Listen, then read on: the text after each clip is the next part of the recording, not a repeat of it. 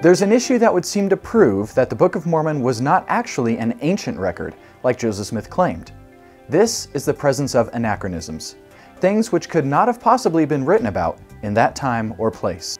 Many things mentioned in the Book of Mormon had either not been invented at the time, or were known to have not existed in North America for at least another 1,000 years. These include transparent window glass, scimitars, steel, cattle, horses, elephants, wheat, chariots, and silk, among others. Also, many Greek words from New Testament times appear in the Book of Mormon hundreds of years before the New Testament was even written.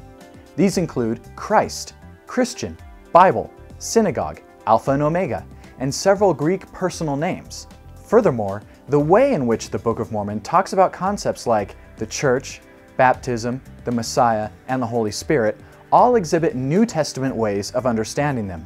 They include details and applications that were simply not known or written about in the Old Testament during the Book of Mormon time period. Some LDS defenders claim that this is proof that the Bible was corrupted. And finally, there is the presence of language from the King James Bible.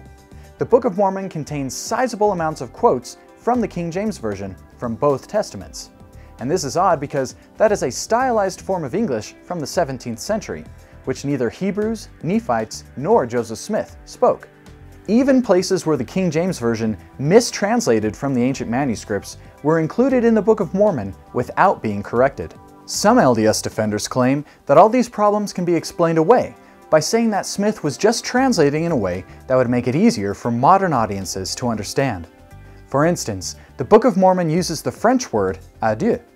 Of course, this could not possibly have been on the golden plates. Smith just substituted it himself for the corresponding Nephite word. But this presents a problem when we recall how the Book of Mormon was actually translated. Smith did not literally translate the plates by himself. He looked at a seer stone in his hat, where God caused the translation to appear before him, word for word, directly from the golden plates.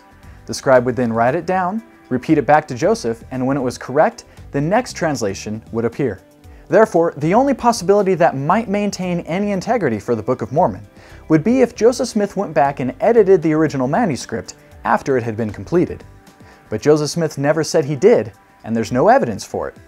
Remember, Smith said that this was the most correct of any book on earth. It shouldn't have needed further work. There's more detailed info on this topic in the reference section at ldsvideo.org.